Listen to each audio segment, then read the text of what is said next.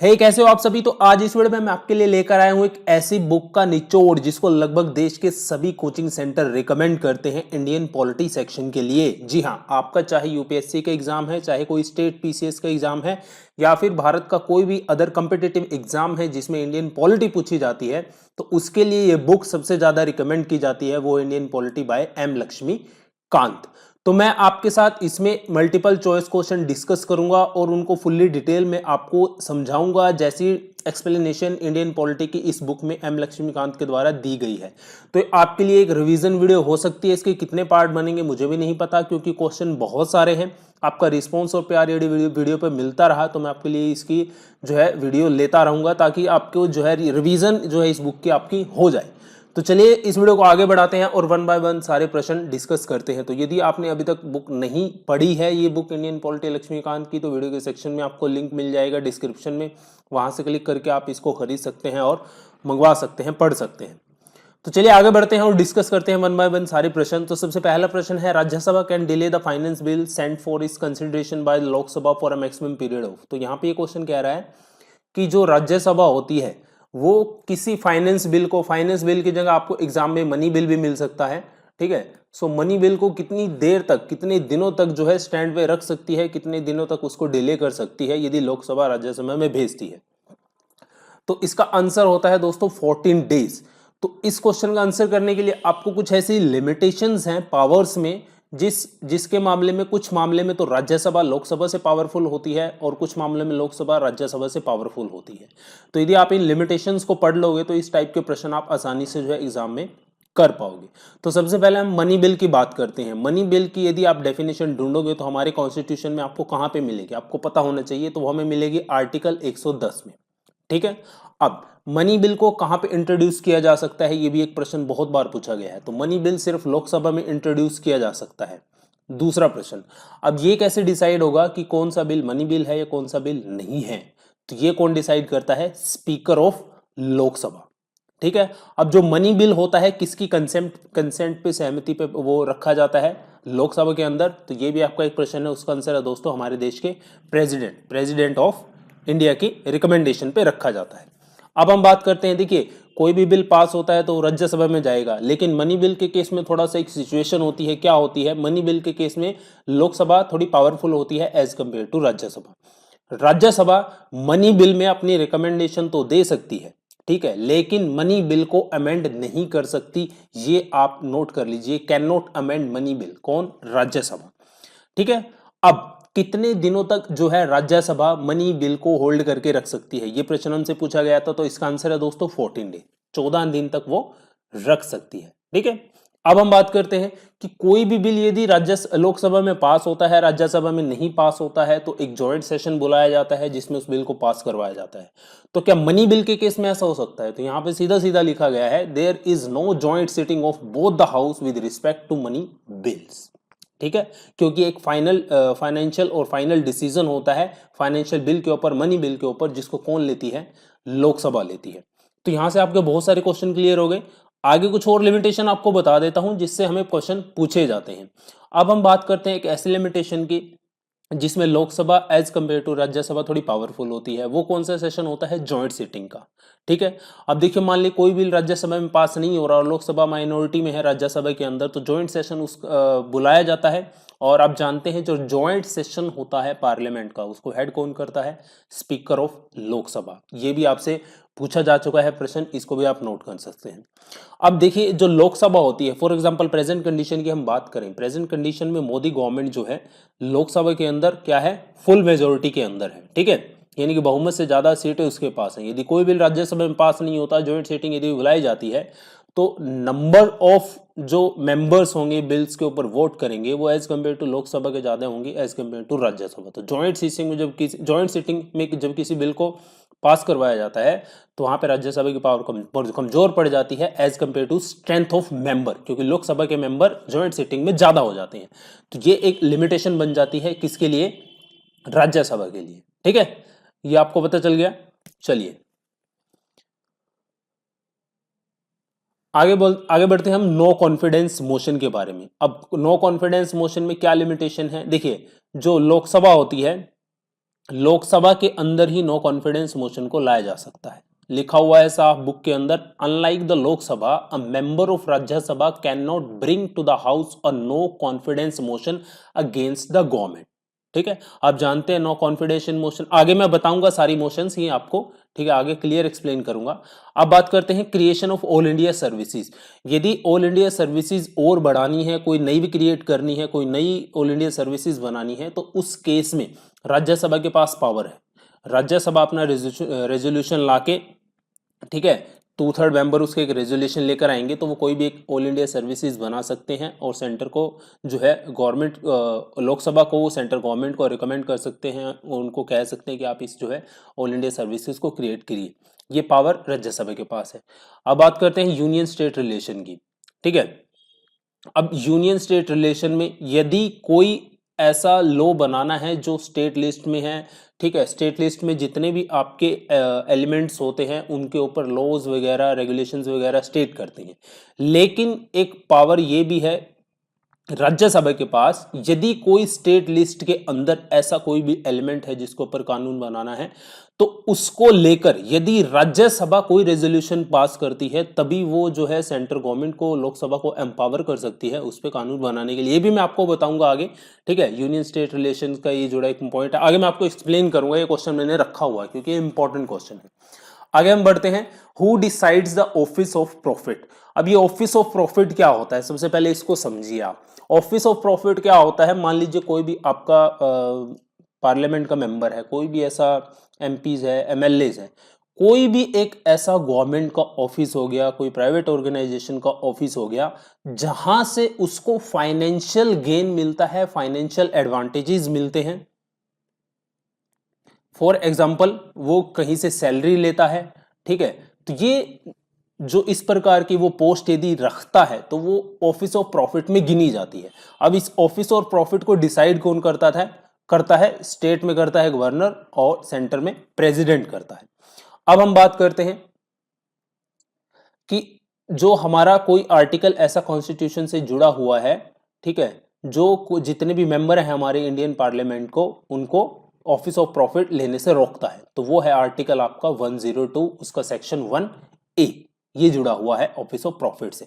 ये क्या कहता है कि article 102 section 1A of Indian constitution which bars a member of Indian parliament from holding an office that would give its occupant the opportunity to gain a financial advantage और benefit. अब इस financial advantage या benefit में क्या क्या चीजें आ जाती हैं, कोई भी सैलरीज आ जाते हैं, कोई भी अलाउंसेस वगैरह आ जाते हैं, या अदर फाइनेंशियल बेनिफिट्स आ जाते हैं, तो वो आपका ऑफिस ऑफ प्रॉफिट में गिना जाता है। आपने सुना होगा, आई थिंक पता नहीं 2017 पता नहीं 2018 में जो आप पार्टी है दिल्ली के अंदर, उसके 20 एमएलएज को जो है सस्पेंड किया गया था प्रेसिडेंट के द्वारा, और उसका रीजन क्या था, ऑफिस ऑफ प्रॉफिट। ठीक है, सो अब हम बात करते हैं रिप्रेजेंटेशन ऑफ पीपल एक्ट के सेक्शन 9 में भी ये बात कही गई है कि कोई भी रिप्रेजेंटेटिव है वो कोई भी ऑफिस ऑफ प्रॉफिट है उसके अंडर या उसमें काम नहीं कर सकता। ये बात रिप्रेजेंटेशन ऑफ पीपल एक्ट में भी लिखी गई है। आगे हम बढ़ते हैं, नेक्स्ट क्वेश्चन है, controller and auditor general is appointed by the president, he can be removed. तो भाई आप जानते हैं जो कैग होता है, जो मुख्य कैग होता है हमारे देश का, उसको अपॉइंट तो प्रेसिडेंट करता है, तो उसको रिमूव कौन करता है, वो कैसे रिमूव किया जा सकता है, तो इसका आंसर है दोस्तों on address from both house of parliament. अब इसके बारे में हम थोड़ा सा जान लेते हैं, तभी आप इस क्वेश्चन का आंसर क्लियरली समझ पाओगे। सबसे पहले हम कैग की बात करते हैं। कैग आप जानते हैं एक कॉन्स्टिट्यूशनल बॉडी है, इसको आप नोट कर लीजिए। ठीक है, जो कोई भी बॉडी आर्टिकल के, हमारे कॉन्स्टिट्यूशन के आधार पर जिसकी स्थापना की गई है, वो एक कॉन्स्टिट्यूशनल बॉडी मानी जाती है। तो इसलिए जो हमारी कैग है वो भी एक कॉन्स्टिट्यूशनल बॉडी है, क्योंकि उसको आर्टिकल 148 के तहत जो है एस्टैब्लिश किया गया है। तो कैग हमारी एक कॉन्स्टिट्यूशनल बॉडी है। ओके, अब दूसरा, कैग करता क्या है, कैग करता है ऑडिट। ठीक है, ऑडिट किसका करता है, सेंटर के खर्चों का करता है, स्टेट के ऑर्गेनाइजेशन का करता है, कोई भी एक ऐसी कंपनी है या कोई भी एक ऐसी पीएसयू है जिसमें हमारी जो सेंट्रल गवर्नमेंट है उसका पार्ट है, उसका हिस्सा है, तो कैग उसके खर्चों का भी ऑडिट, उसके एक्सपेंडिचर्स का भी ऑडिट करता है। अब जो रिपोर्ट कैग होता है वो कहां पे रखता है, ये भी इंपॉर्टेंट है। सो जो रिपोर्ट होती है कैग, वो पार्लियामेंट के सामने जब वो रखी जाती है, उस रिपोर्ट को एनालाइज कौन करता है, तो जब कैग के द्वारा रिपोर्ट पार्लियामेंट के अंदर रखी जाती है तो उस रिपोर्ट को एनालाइज, उसके ऊपर डिस्कशन कौन सी कमेटी करती है? Public account committee and committee on public undertaking. इसको आप नोट कर लीजिए। आगे हम बढ़ते हैं। अभी प्रेजेंट की बात करें, प्रेजेंट में हमारे कैग कौन है? उनका नाम है जीसी मुर्मू। ठीक है, आगे बढ़ते हैं। ये तो हमने बता दिया कि जो अपॉइंटमेंट होती है उसको अपॉइंट कौन करता है? कैग को प्रेसिडेंट ऑफ इंडिया करते हैं। ठीक है, और सैलरी की बात करें, जो सैलरी होती है कैग की वो सेम होती है जो सैलरी दी जाती है किसको? सुप्रीम कोर्ट के जज को दी जाती है। ओके, अब हम बात करते हैं कि मैं रिमूव की बात कर रहा था। जो कैग होता है उसको कैसे रिमूव किया जा सकता है, ये एक आपसे पूछा गया था। So the CAG can be removed only on an address from both house of parliament on the ground of proved misbehaviour और इनकैपेसिटी। सो मिसबिहेवियर और इनकैपेसिटी के आधार पर जो है इनको रिमूव किया जा सकता है। और इनका जो कार्यकाल होता है वो 6 साल का होता है, या फिर ये जब इनकी एज 65 ईयर की हो जाती है तब ये रिटायर हो जाते हैं। ठीक है, या फिर कोई भी इम्पीचमेंट प्रोसेस इनके थ्रू इनके अगेंस्ट लाया जाता है तब इनको जो है ऑफिस से निकाला जा सकता है। आगे हम बात करते हैं कि कैग की क्या ड्यूटीज होती हैं। तो मैं आपको बता रहा था कि कैग किस किस चीज का ऑडिट करता है। तो यहाँ पे हम एक दो एग्जांपल देख लेते हैं, ज्यादा हम इसके बारे में नहीं पढ़ेंगे। तो जैसे हम बात करते हैं receipt and expenditure from the consolidated fund of India and the state and union territory having legislative assembly. So जिस स्टेट और यूनियन में टेरिटरी में लेजिस्लेटिव असेंबली है और जो गवर्नमेंट का रिसिप्ट और एक्सपेंडिचर होता है उसका ऑडिट कौन करता है?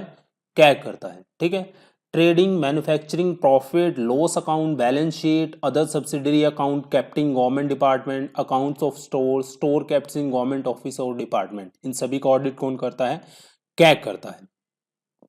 इसके अलावा मैं आपको बता रहा था जैसे कोई भी पीएससीज होती हैं, इसमें लिखा है जैसे पॉइंट 4 देखिए, corporation establish by under laws made by parliament in accordance with the provision of the respective legislation.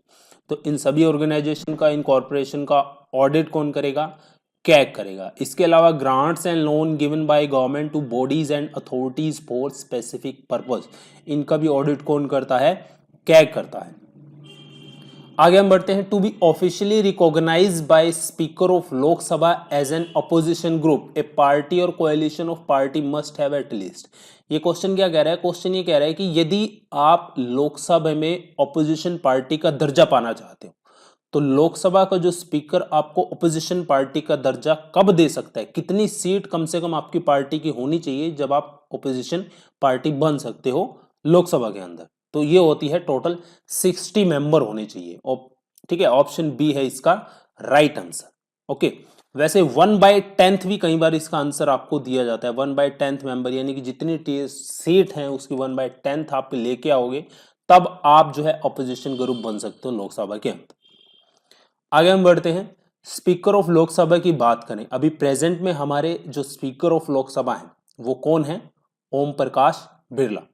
ठीक है, और यदि हम थोड़ा सा स्पीकर ऑफ लोकसभा के बारे में भी जान लेते हैं जो इस बुक में लिखा गया है। ठीक है, तो लोकसभा का जो स्पीकर होता है वो हमेशा लोकसभा के जितने मेंबर इलेक्टेड होके आते हैं वहीं से चुना जाता है। ठीक है, ये बात ध्यान रखिएगा। तो लोकसभा के जो मेंबर का इलेक्शन होता है वो लोकसभा में ही होगा, राज्यसभा में नहीं होगा।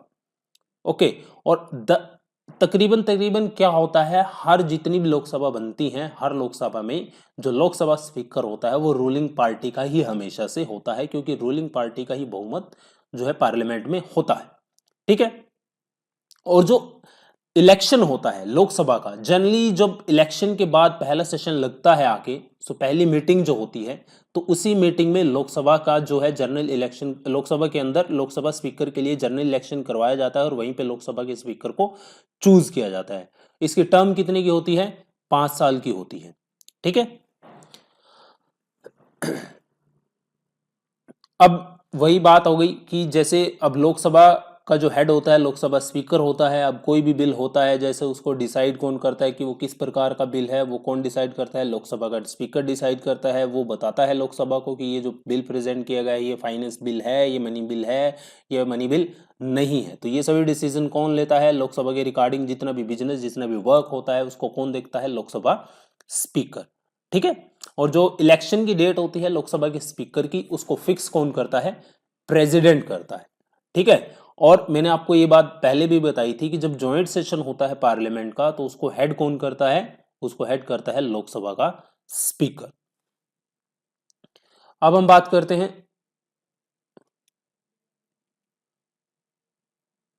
Removal of speaker of Lok Sabha. Simple सी बात है, रेजोल्यूशन कहां पे लेके आया जाएगा, लोकसभा के स्पीकर को हटाने के लिए लोकसभा में ही लेके आया जाएगा। सिंपल मेजोरिटी के साथ इनको जो है इम्पीच करके अपने पद से हटाया जा सकता है। स्पीकर हो गया, डिप्टी स्पीकर ऑफ लोकसभा हो गया, दोनों को हटाने का प्रोसीजर क्या है, सेम है। ठीक है। अब जितने भी बिल लोकसभा में पास किए जाते हैं और वो पास होने के लिए राज्यसभा में जाते हैं, उन सभी बिल पे हस्ताक्षर करेगा, उसको जो है अलाउ करेगा कंसिडरेशन के लिए राज्यसभा के अंदर जाने के लिए उस बिल को, तो उस पर सिग्नेचर किसके होंगे, लोकसभा के स्पीकर के होंगे। ठीक है। आपसे ये क्वेश्चन ये भी पूछ सकता है कि जो हाईएस्ट ऑफिशियल होता है लोकसभा का वो कौन होता है, तो लोकसभा का स्पीकर होता है। ठीक है। अब एलिजिबिलिटी की बात करें लोकसभा के स्पीकर के लिए तो क्या हो सकती हैं, ये भी एग्जाम में आपसे पूछा गया है कई बार। तो सिंपल सी बात है, लगभग जितनी भी पोस्ट है इंडिया की उसमें पहली कंडीशन तो ये सभी की होती है कि जो वो एक व्यक्ति है जो किसी भी पोस्ट पे जाएगा, स्पीकर होगा, अटॉर्नी जनरल होगा, गवर्नर होगा, तो वो इंडियन सिटीजन होना चाहिए। ठीक है। और एज की बात करें जो अक्सर हमसे पूछा जाता है, काफी इंपॉर्टेंट पॉइंट है, तो उसकी एज 25 साल से कम नहीं होनी चाहिए यदि वो लोकसभा का स्पीकर बनता है। और वही बात कि उसे जो है किसी भी ऑफिस में वो काम नहीं कर रहा होना चाहिए, किसी भी पार्टी जैसे हमारे वो राज्यसभा के होते हैं। ठीक है। कोई भी प्रेसिडेंट होता है, वाइस प्रेसिडेंट होता है, भाई जब अपनी पोस्ट के अलावा किसी पोस्ट पे वो काम नहीं करना होना चाहिए, एक सिंपल सा पॉइंट होता है। ये आपको लगभग हर एक रिक्रूटमेंट में मिलेगा देखने के लिए। ठीक है। सो ही और she should not hold any office of profit under the government of India और स्टेट गवर्नमेंट। लगभग जितनी भी अपॉइंटमेंट होती हैं सभी में ये पॉइंट कॉमन होता है, एक तो इंडियन सिटीजन वाला और एक ऑफिस ऑफ प्रॉफिट वाला। तो which one of the following motion can the council of minister India can move. तो यहाँ पे कुछ मोशंस लिखी हुई हैं, तो ये मोशंस आपको समझ लीजिए। ठीक है। इनकी डेफिनेशन जान लीजिए, अकॉर्डिंग टू बुक इनकी डेफिनेशन क्या है। तो सबसे पहले हम नो कॉन्फिडेंस मोशन की बात करते हैं, जैसे नाम से ही पता चलता है। नो कॉन्फिडेंस मोशन, मान लीजिए लोकसभा में नो कॉन्फिडेंस मोशन आता है, इसका मतलब क्या होता है, कुछ मेंबर होंगे मिलकर डिसाइड करेंगे, नो कॉन्फिडेंस मोशन लेके आएंगे। मान लीजिए प्रेजेंट कंडीशन की हम बात करते हैं, अब कांग्रेस पार्टी है, ठीक है, अपोजिशन पार्टी है, और जो रूलिंग पार्टी कौन है, भारतीय जनता पार्टी है। सो नो कॉन्फिडेंस मोशन यदि कांग्रेस लेकर आती है, 50 या उससे ज्यादा मेंबर उसको सपोर्ट करते हैं, तो नो कॉन्फिडेंस मोशन आता है। और नो कॉन्फिडेंस मोशन के तहत यदि जो रूलिंग पार्टी होती है अपना बहुमत साबित नहीं कर पाती तो उसको रिजाइन करना पड़ जाता है। ठीक है। तो ये होती है आपकी no confidence motion. So this can be moved only in Lok Sabha. तो लोकसभा में ही नो कॉन्फिडेंस मोशन को लाया जा सकता है, किसके द्वारा, by opposition of the house. It can be brought only against the council of minister. जो काउंसिल ऑफ मिनिस्टर हैं जो रूलिंग पार्टी के, उनके खिलाफ लाया जा सकता है। And not against any individual minister. तो ये किसी एक मिनिस्टर के खिलाफ नहीं लाई जा सकती नो कॉन्फिडेंस मोशन, ये इसकी कुछ कंडीशन है, आपको पता होनी चाहिए। सेंसर मोशन, सेंसर मोशन क्या होता है,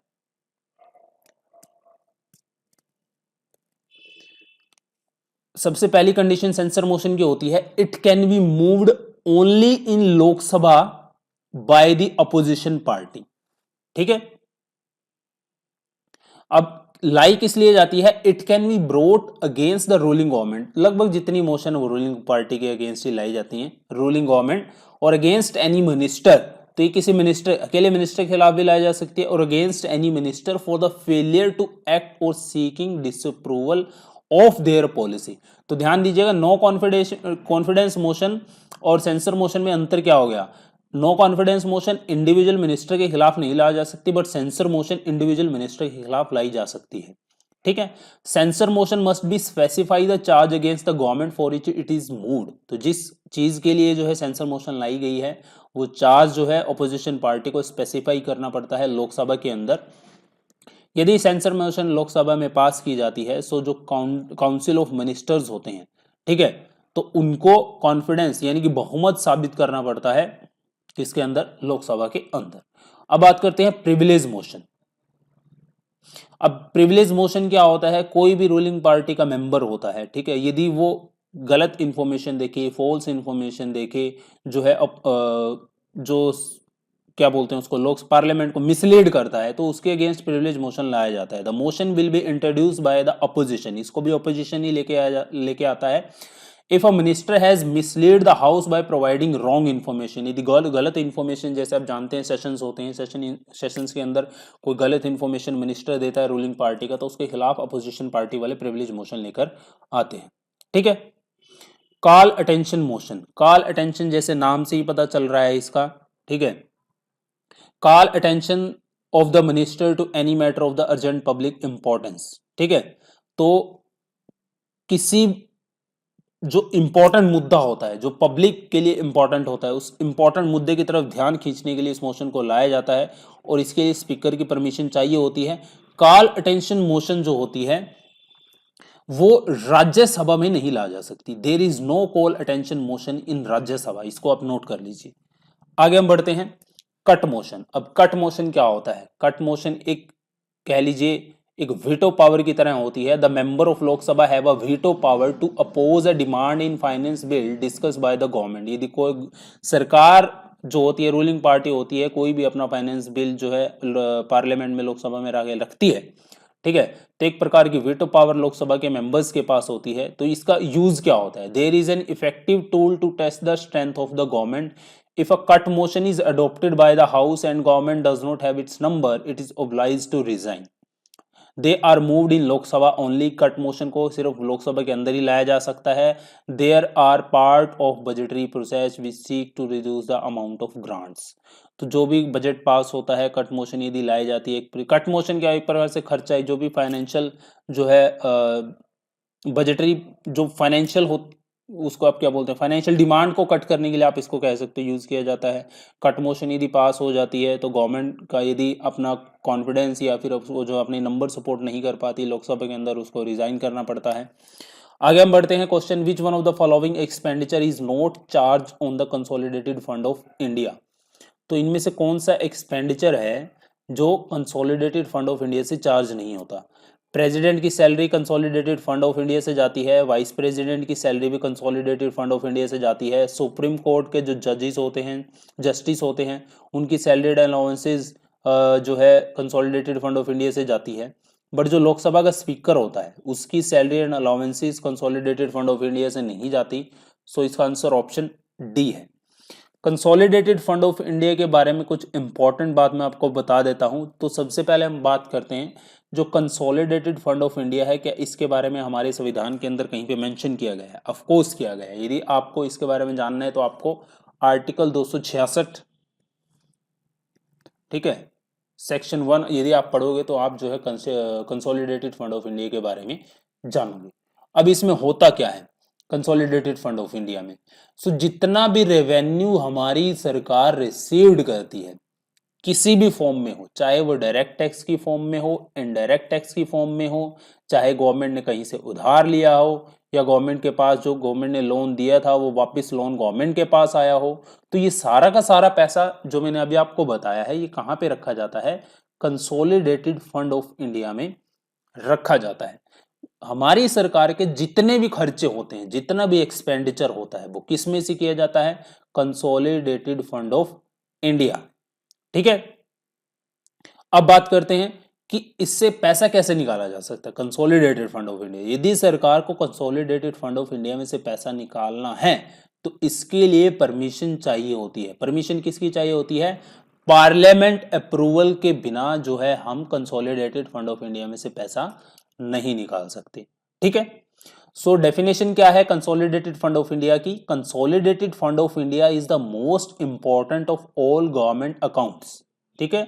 जितना भी गवर्नमेंट का रिवेन्यू होता है वो इसमें रखा जाता है। एक्सपेंसेस गवर्नमेंट के द्वारा जो किए जाते हैं maximum consolidated fund of India से किए जाते हैं, ठीक है। Who among the following is constitution empowered to declare a geographic area as schedule area? Constitution के अंदर या कॉन्स्टिट्यूशन किसको ये पावर देता है कि वो किसी जियोग्राफिकल एरिया को शेड्यूल एरिया घोषित कर सकता है? तो ये पावर किसके पास है? ये पावर हमारे देश के राष्ट्रपति यानी कि प्रेसिडेंट के पास है। सो ऑप्शन डी है इसका right answer. Who has the right to seek advisory opinion of Supreme Court of India on any question of law? तो इसका भी आंसर है हमारा प्रेसिडेंट। ठीक है, तो प्रेसिडेंट किसी भी मुद्दे पर जो सुप्रीम कोर्ट ऑफ इंडिया होती है, ठीक है, उसकी रिकमेंडेशन ले सकते हैं। सो ऑप्शन बी है इसका right answer, president. The electoral college for president election consist of. So president, हमारे देश में जो प्रेसिडेंट का इलेक्शन होता है उसका जो इलेक्टोरल कॉलेज होता है उसमें कौन कौन होते हैं ये आपको बताना है। तो सबसे पहले हम इसको थोड़ा सा और डिस्कस करते हैं, फिर इसका आंसर डिस्कस करेंगे हम। तो सबसे पहले हम बात करते हैं कि हमारे देश का एक राष्ट्रपति होगा, ऐसा कहाँ पे लिखा गया है? ऐसा हमारे संविधान में लिखा गया है। तो कौन से संविधान का आर्टिकल ये कहता है? हमारे देश का आर्टिकल 52 हमारे देश के संविधान का कहता है कि India constitution says that there shall be a president of India. ये आर्टिकल 52 कहता है। जितनी भी एग्जीक्यूटिव पावर होती हैं सेंटर की, किसमें निहित होती हैं? ये प्रश्न आपसे बहुत बार पूछा गया है कि एग्जीक्यूटिव पावर यूनियन की जो होती हैं, सेंटर की होती हैं, किसमें निहित होती हैं? प्रेसिडेंट में होती हैं। बट जो रियल पावर होती है, ठीक है, जो चलाते हैं देश को, वो किसमें होती है? Council of minister. ठीक है, जो हमारे प्रेसिडेंट होते हैं वो जितनी भी हमारी आर्म्ड फोर्सेस हैं उनके कमांडर इन चीफ होते हैं। कौन होते हैं? हमारे देश के प्रेसिडेंट होते हैं। हमारे देश के जो सबसे पहले प्रेसिडेंट थे उनका नाम क्या था? डॉक्टर राजेंद्र प्रसाद। ठीक है, जो हमारे देश के अंदर प्रेसिडेंट का इलेक्शन होता है, किस प्रकार का मेथड उसमें अपनाया जाता है? उसमें बनाया जाता है सिंगल ट्रांसफरेबल वोट का, जिसको प्रोपोर्शनल रिप्रेजेंटेशन मेथड भी बोलते हैं। ठीक है, तो अब हम बात करते हैं जो ये कॉलेज होता है, इलेक्टोरल कॉलेज होता है पूरा, इसमें कौन कौन होता है? सबसे पहले तो जो इलेक्टेड मेंबर होते हैं पार्लियामेंट के बोथ हाउस के, लोकसभा और राज्यसभा के।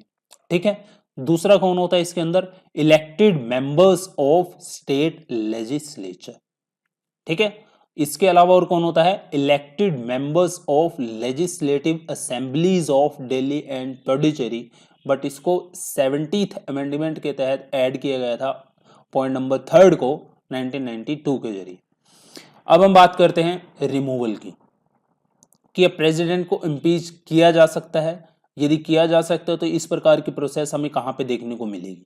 तो इस प्रकार की प्रोसेस आपको हमारे संविधान के आर्टिकल 61 में देखने को मिलेगी। वो आर्टिकल क्या कहता है?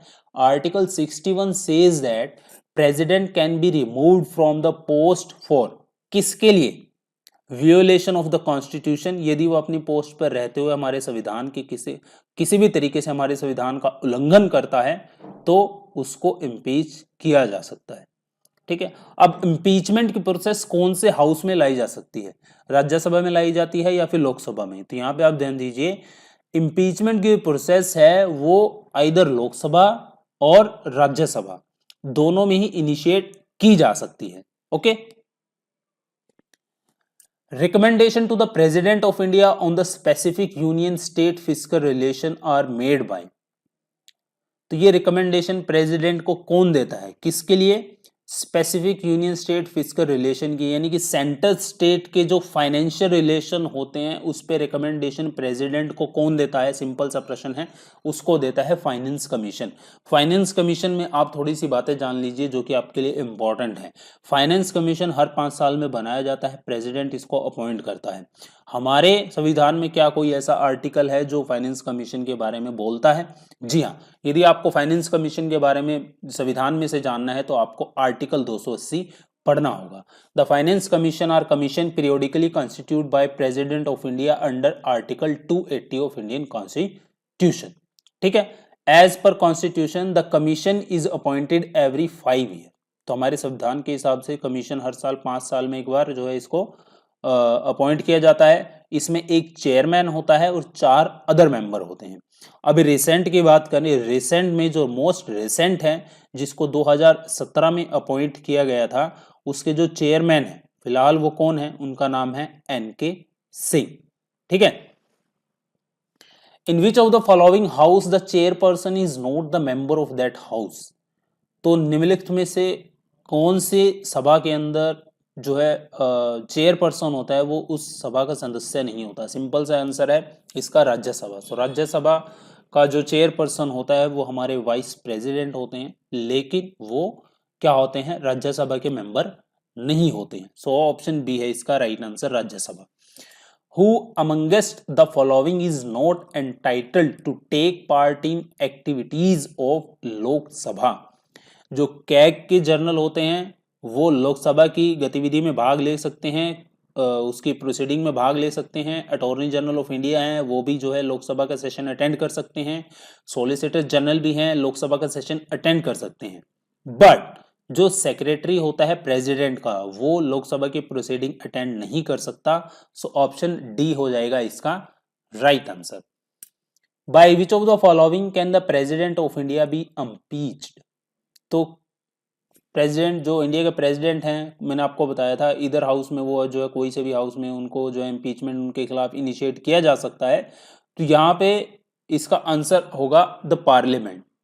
ठीक है। कई बच्चे सीधे सीधे लोकसभा को देख के टिक कराते हैं, तो आप जानते हैं पार्लियामेंट के 3 पार्ट हैं, लोकसभा, राज्यसभा और तीसरे हैं प्रेसिडेंट। ओके, इनसे मिलकर हमारी पार्लियामेंट बनती है, तो इसका आंसर होगा पार्लियामेंट।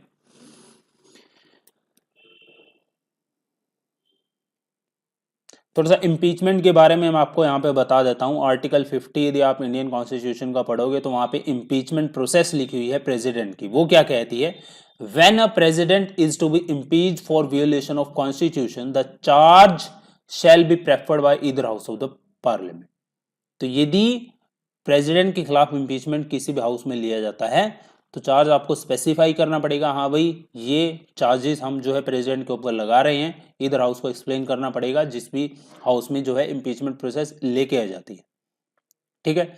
कोई भी चार्ज प्रेसिडेंट के खिलाफ जो है नहीं लाया जा सकता। कब तक नहीं लाया जा सकता, सबसे पहले जो प्रपोजल आप तैयार कर रहे हो प्रेसिडेंट के अगेंस्ट चार्जेस का, ठीक है, सबसे पहले वो आप उसका नोटिस आपको प्रेसिडेंट को देना होगा राइटिंग में, और जो वो नोटिस आप राइटिंग में दोगे प्रेसिडेंट को, उसके ऊपर जिस भी हाउस में इंपीचमेंट आपकी इनिशिएट की गई है उसमें 30 मेंबर से कम उस नोटिस के ऊपर साइन नहीं होने चाहिए। और जो भी जिस भी हाउस में आप जो है इंपीचमेंट प्रोसेस इनिशिएट की है, ठीक है, सो वहां पे जो कम से कम 2/3 मेजोरिटी से टोटल मेंबरशिप की 2/3 मेजोरिटी से कम नहीं होनी चाहिए उस रेजोल्यूशन के खिलाफ सपोर्ट।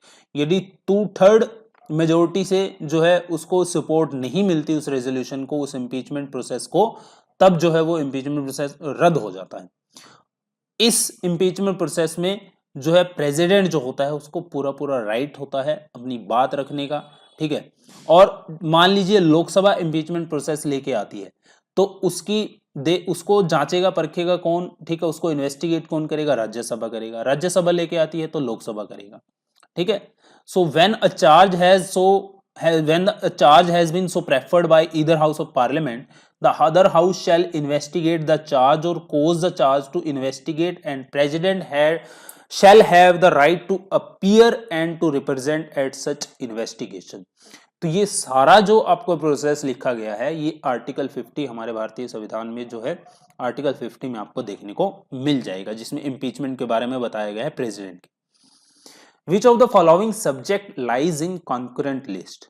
तो हमारे जो 7th शेड्यूल में 3 लिस्ट है। पहली स्टेट है, लिस्ट 1 बोलते हैं।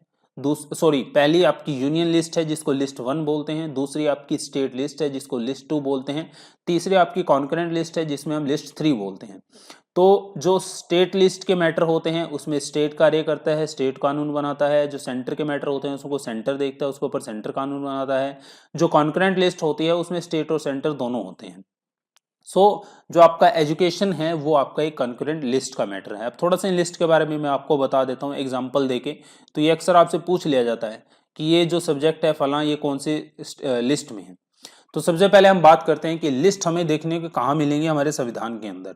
इसके लिए आपको आर्टिकल 246 पढ़ना होगा। आर्टिकल 246 आप पढ़ोगे तो वहां पे आपको 3 लिस्ट मेंशन की गई हैं। हमारे संविधान के कौन से शेड्यूल में इसको मेंशन किया गया है? 7 शेड्यूल में इसको मेंशन किया गया है। अब कुछ इंपॉर्टेंट मैं आपको बता देता हूं, जैसे कि हम बात करते हैं हमारी जो यूनियन लिस्ट है। सबसे पहली यूनियन लिस्ट में कौन कौन से सब्जेक्ट आते हैं, यहाँ पे आप देख सकते हो ये यूनियन लिस्ट के सब्जेक्ट लिखे हुए हैं। Defence, army, international relation, railway, highway, communication, economy. उसके बाद स्टेट लिस्ट की बात करते हैं। स्टेट लिस्ट के कुछ इंपॉर्टेंट सब्जेक्ट हैं, जैसे कि public order, police, public health and sanitation, hospital and dispensaries, batting and gambling. ये किसके सब्जेक्ट हैं? स्टेट लिस्ट के। कॉन्करेंट लिस्ट की बात करते हैं।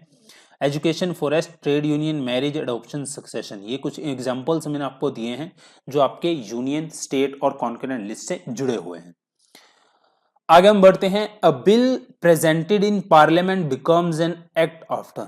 कोई भी बिल यदि पार्लियामेंट में रखा जाता है, जब वो पास हो जाता है तो एक्ट कब बनता है? वो एक्ट तब बनेगा जब वो दोनों हाउस से पास होने के बाद, या फिर ये लोकसभा में पास होना है या फिर वो राज्यसभा में पास होना है, जहां से भी उसको पास होना है वहां से पास होने के बाद जब तक उसके ऊपर प्रेसिडेंट अपने साइन करके सहमति नहीं दे देता, तब तक आपका कोई बिल, एक्ट, नियम, अधिनियम, कानून नहीं बनता।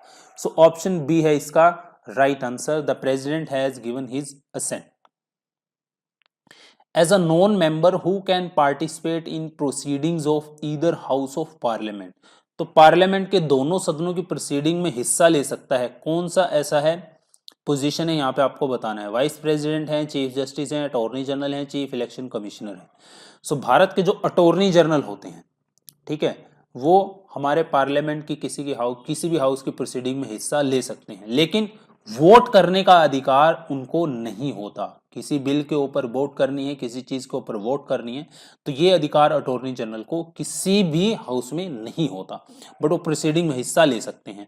अटॉर्नी जनरल के बारे में कुछ इंपॉर्टेंट मैं आपको बता देता हूं जो आपसे एग्जाम में पूछा जाता है। सबसे पहले तो हम बात कर लेते हैं हमारे जो प्रेजेंट के करंट के अटॉर्नी जनरल हैं, उनका क्या नाम है? उनका नाम है के वेणु गोपाल। ठीक है, अब हम बात करते हैं कि अटॉर्नी जनरल होता कौन है। एक तरीके से आप ये समझ लीजिए भाई, अटॉर्नी जनरल जो होता है ना, वो एक वकील होता है। किसका वकील होता है? भारत सरकार का, यूनियन गवर्नमेंट का। ठीक है, the attorney general for India is the Indian government's chief legal advisor. तो भारत सरकार का यदि आपसे पूछ ले चीफ लीगल एडवाइजर कौन होता है, तो तब भी नाम आएगा अटॉर्नी जनरल ऑफ इंडिया। या फिर आ जाए who is primary lawyer in supreme court of India for Indian government, तब भी नाम किसका आएगा? अटॉर्नी जनरल का आएगा। तो जो भी मैटर्स होते हैं जिसमें सेंट्रल गवर्नमेंट को या फिर यूनियन गवर्नमेंट को रिप्रेजेंट करना पड़ता है खुद को सुप्रीम कोर्ट के अंदर, तो उसके बिहाफ पे कौन रिप्रेजेंट करता है यूनियन गवर्नमेंट को, सेंट्रल गवर्नमेंट को? अटॉर्नी जनरल रिप्रेजेंट करता है। अब जो अटॉर्नी जनरल होते हैं उनको अपॉइंट कौन करता है? सो अटॉर्नी जनरल को अपॉइंट करते हैं कौन? हमारे देश के जो प्रेसिडेंट होते हैं, प्रेसिडेंट ऑफ इंडिया। किसकी एडवाइस पे? यूनियन कैबिनेट की एडवाइस पे। कोई ऐसा संविधान का आर्टिकल है जिसके तहत इनको अपॉइंट किया जाता है? आर्टिकल 76 का सेक्शन 1 पढ़ोगे तो आपको पता चल जाएगा। ठीक है, तो अब हम बात करते हैं जो अटॉर्नी जनरल हैं। मैं आपको बता रहा था, प्रश्न आपसे पूछा था मैंने कि बोथ हाउस की प्रोसीडिंग में हिस्सा ले सकते हैं। इसके अलावा जो अटॉर्नी जनरल होते हैं उनके पास पूरा राइट होता है कि हमारे देश के अंदर जितनी भी कोर्ट्स हैं, ठीक है, उन सभी की कोर्ट्स की प्रोसीडिंग में वो हिस्सा ले सकते हैं अटॉर्नी जनरल। और इसके अलावा पार्लियामेंट के दोनों जो हमारे सदन हैं उनके प्रोसीडिंग में भी वो हिस्सा ले सकते हैं, बट उनको वोट करने का अधिकार नहीं होता। Sarkaria commission was set up to review. Sarkaria commission जो बनाया गया था वो किस चीज के रिव्यू के लिए बनाया गया था? भारत सरकार ने, ये आपको बताना है। सरकारिया कमीशन जो बनाया गया था वो जो सेंटर और यूनियन के जो रिलेशंस थे, ठीक है, उन पे कुछ रिकमेंडेशंस के लिए सरकारी कमीशन को अपॉइंट किया गया था। ऑप्शन डी है इसका right answer, the relationship between union and state. So जो सरकारी कमीशन बनाया गया था 1983 के अंदर सेंट्रल गवर्नमेंट के द्वारा, उसके चेयरमैन कौन थे? उनके चेयरमैन थे जस्टिस RS सरकारिया। ठीक है, और इसके साथ 2 और अदर मेंबर्स थे इस कमेटी के, इस कमीशन के, सॉरी। एक का नाम था श्री B शिवरमन और दूसरे का नाम था डॉक्टर SR सेन। ठीक है, Sarkaria commission's charter was to examine the centre state relationship on various portfolios and suggest changes within the framework of constitution of India. The contingency fund of state is operated by, मैंने अभी आपको एक consolidated fund के बारे में बताया था, उसके ऑपरेशन के बारे में बताया था कि वो क्या है। एक होता है कंटिजेंसी फंड, यदि कोई एक आकस्मिक घटना के लिए पैसा सरकार को चाहिए हो, या फिर सेंट्रल गवर्नमेंट को या फिर स्टेट गवर्नमेंट को। सेंट्रल गवर्नमेंट का भी कंटिजेंसी फंड होता है, ठीक है, और उसके हेड होते हैं कौन, प्रेसिडेंट। उसी तरह स्टेट गवर्नमेंट का भी एक कंटिजेंसी फंड होता है, उसके हेड कौन होते हैं, गवर्नर, ठीक है। अब हम बात कंटिजेंसी फंड के बारे में आपको थोड़ा सा बता देता हूं। यदि हमारा कंटिजेंसी फंड है, यदि आपको उसको जानना है तो हमारे आपको हमारे संविधान का आर्टिकल 267 पढ़ना पड़ेगा। The contingency fund of India is establish under article 267 of Indian constitution, क्योंकि आर्टिकल 267 के आधार पर ही कंटिजेंसी फंड को बनाया गया है। अब जो कंटिजेंसी फंड होता है यूनियन का, यानी कि सेंटर का, ठीक है, उसको उसकी देखरेख कौन करता है? दरअसल उसके जो हेड तो होते हैं हमारे देश के प्रेसिडेंट, लेकिन उसको चलाता कौन है, उस अकाउंट को मैनेज कौन करता है? फाइनेंस सेक्रेटरी, ठीक है। The fund is held by the finance secretary on behalf of the president of India, ठीक है। Contingency fund of India exist for disaster and related unforeseen expenditure, यानी कि कोई आकस्मिक खर्चा या फिर कोई डिजास्टर के लिए फंड जो है कंटिजेंसी फंड से लिया जाता है, ठीक है। सिमिलरली जो आर्टिकल 267 है उसका सेक्शन 2 आप पढ़ोगे तो उसमें यह भी बताया गया है सीधा सीधा कि contingency fund of each state government is establish by, हर एक स्टेट गवर्नमेंट के अंदर जो है कंटिजेंसी फंड होगा, ये भी आपको आर्टिकल 267 के सेक्शन 2 में मिल जाएगा, ठीक है। आगे हम बढ़ते हैं। The first speaker against whom a motion of no confidence was moved in Lok Sabha, तो लोकसभा के अंदर पहले ऐसे कौन से स्पीकर थे जिनके खिलाफ नो कॉन्फिडेंस मोशन लाया गया था?